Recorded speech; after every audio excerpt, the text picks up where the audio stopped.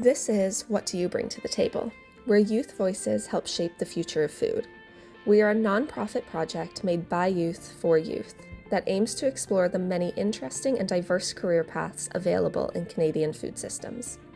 By interviewing industry leaders across the country, we get a first-hand look at existing and emerging agri-food career opportunities, with a focus on equity and sustainability. Special thanks to the R. Howard Webster Foundation, the Catherine Maxwell Meighen Foundation, and the Peterborough K.M. Charitable Foundation for supporting this project. We hope these stories inspire you to explore your own path in Canada's agri-food sector. Please visit our website, www.youthinfoodsystems.ca, to sign up for our free monthly newsletter or to follow us on Instagram, Facebook, and YouTube. Now, on to the interview.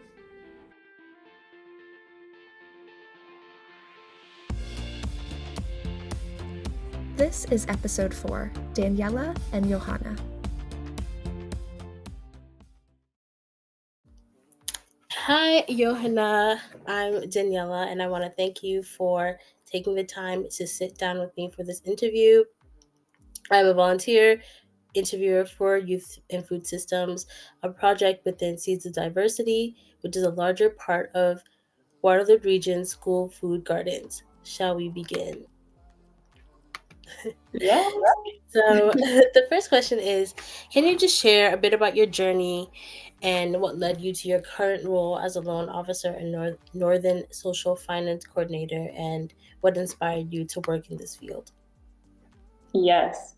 So I love this question, and it was really nice to spend some time reflecting on the journey, because it's been a big journey, but I kind of pulled some of the primary milestones that have gotten me to where I am now as a loan officer. So I would say that my journey into this field actually really began in my childhood. So growing up, my mom was an entrepreneur and also an economic development officer.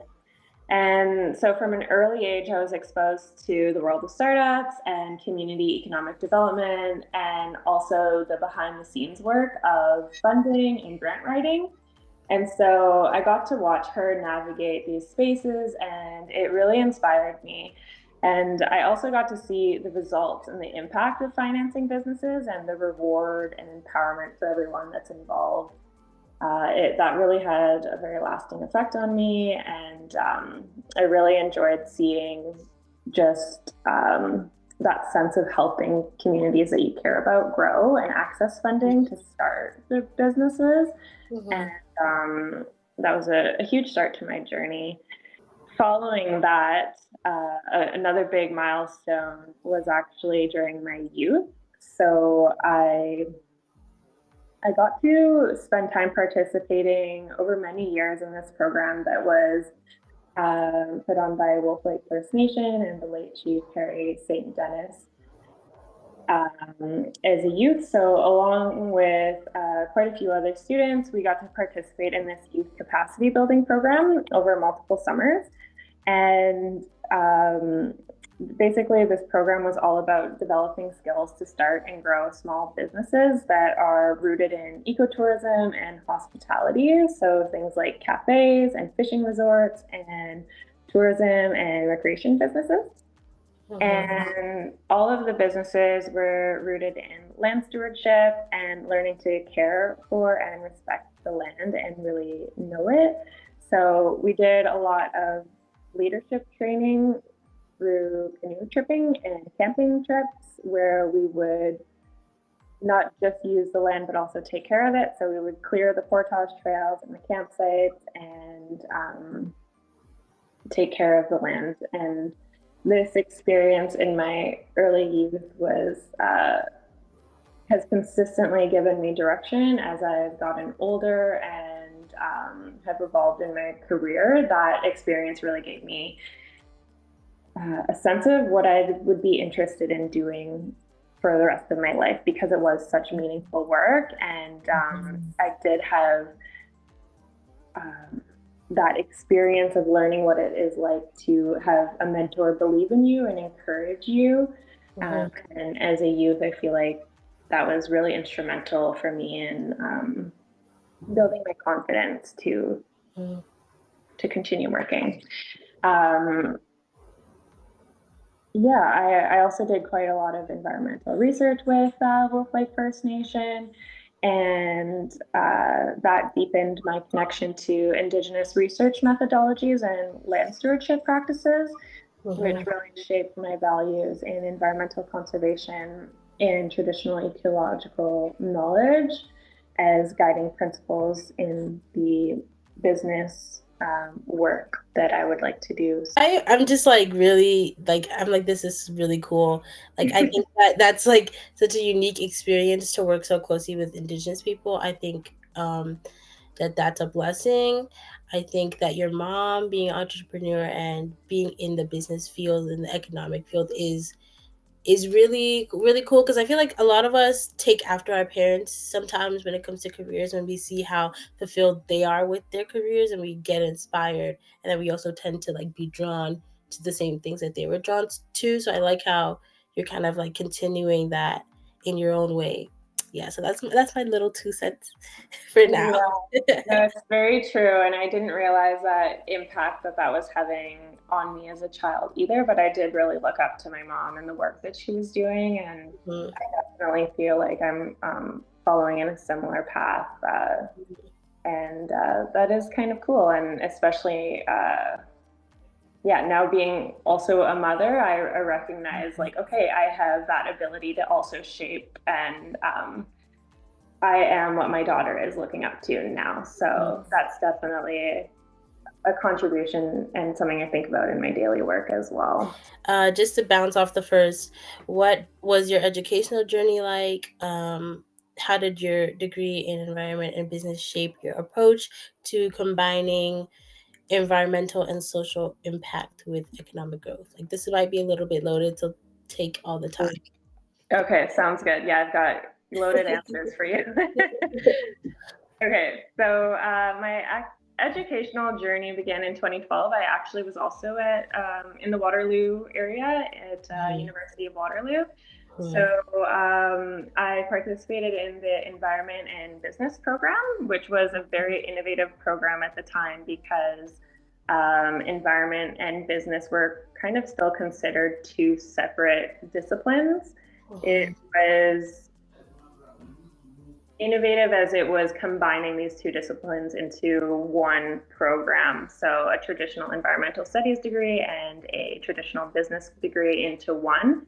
And all of our programming was looking at how we can combine our economic and business activity with a lens of environmental sustainability and conservation. I wrote a research project on decolonizing food systems, and that was a major point of passion for me that ignited in the type of work that I wanted to do and explore.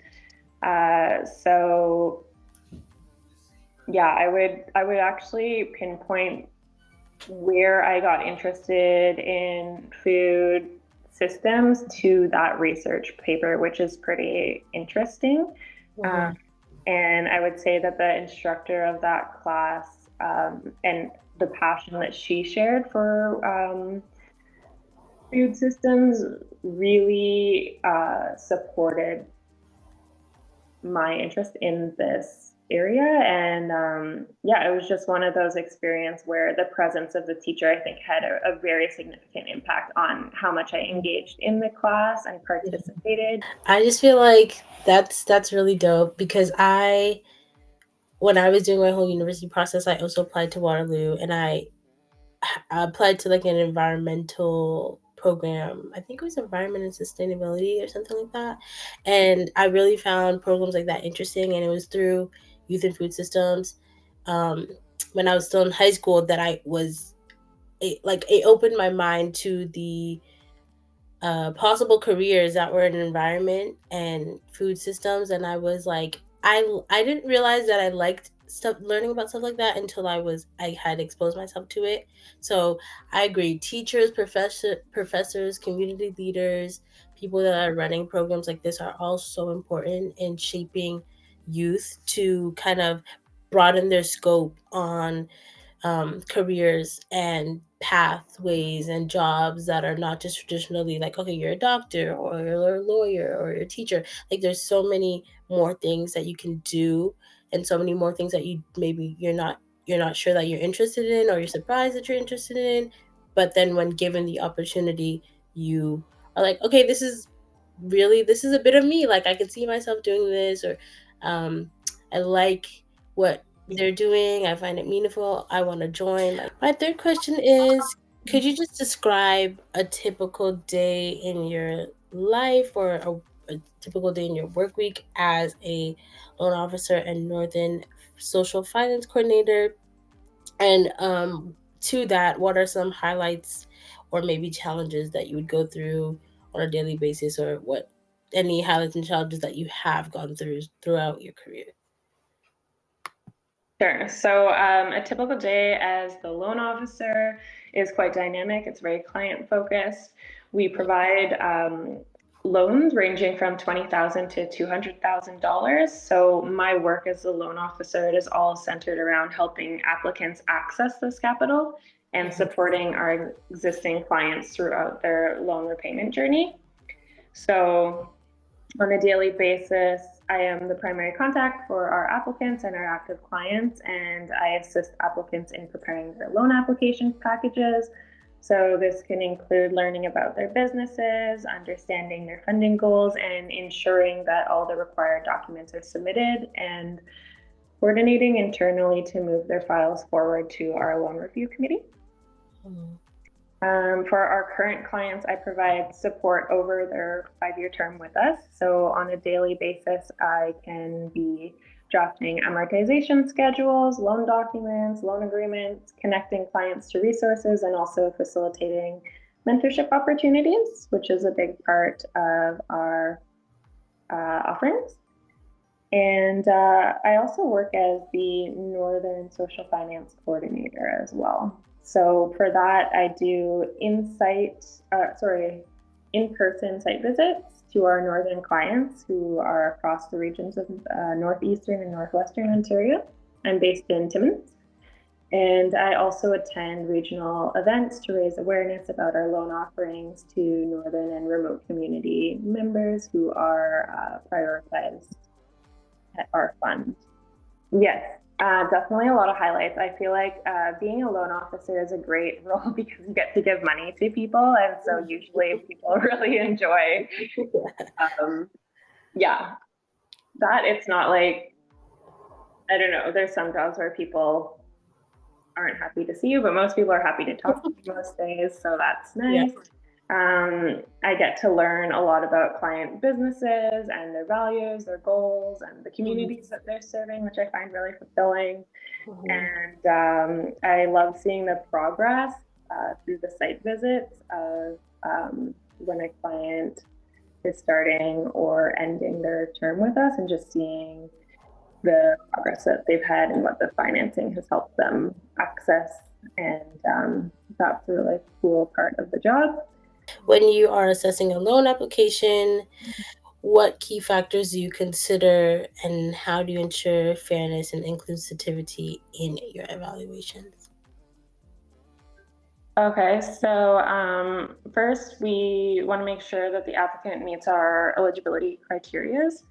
So we lend to Ontario-based local food and farm enterprises that are committed to social, environmental, and economic impacts. And our process at the fund has 2 phases. So first, the applicants submit a short preliminary application, which helps us determine their eligibility, if they meet our criteria.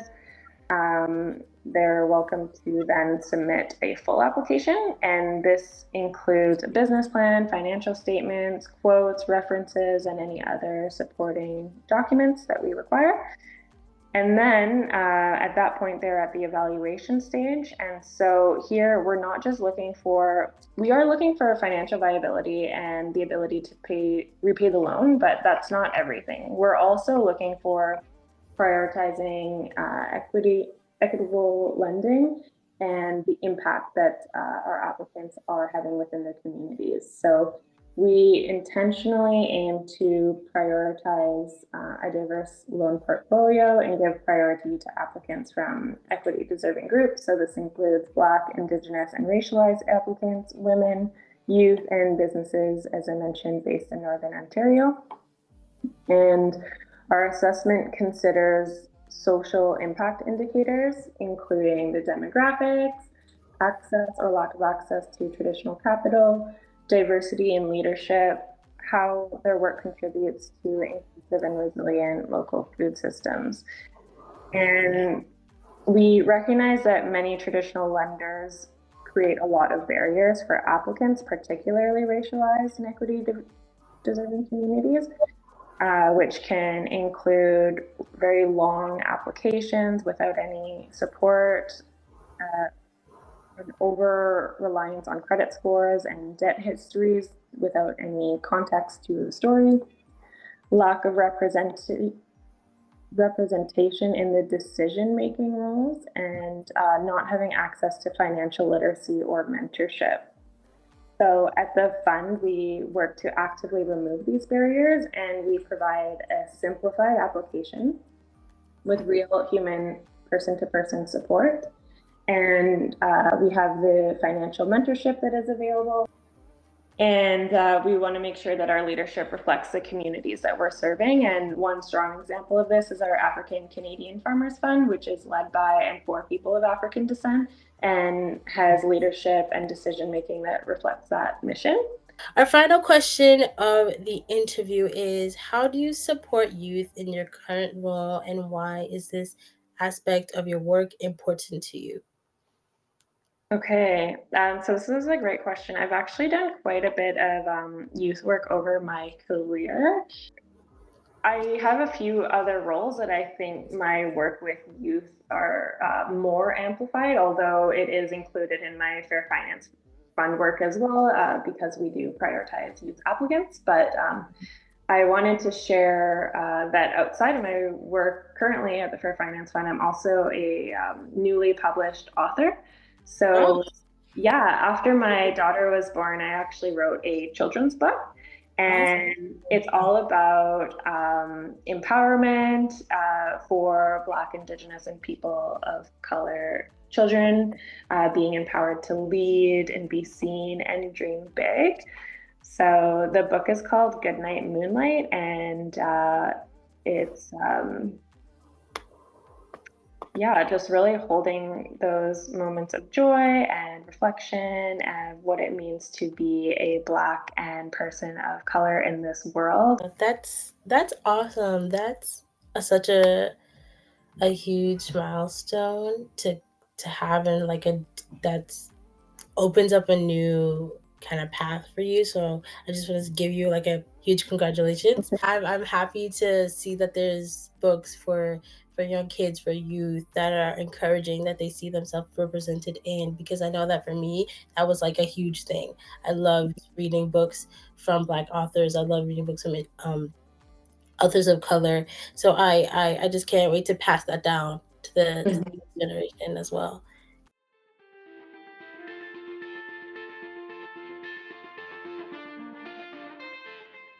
Thank you for listening to this episode of What Do You Bring to the Table?, a project of Seats of Diversity's Youth and Food Systems program. We hope you enjoyed hearing from our incredible guests. If you liked what you heard, leave us a comment, share with a friend, or consider donating to support our youth-led work.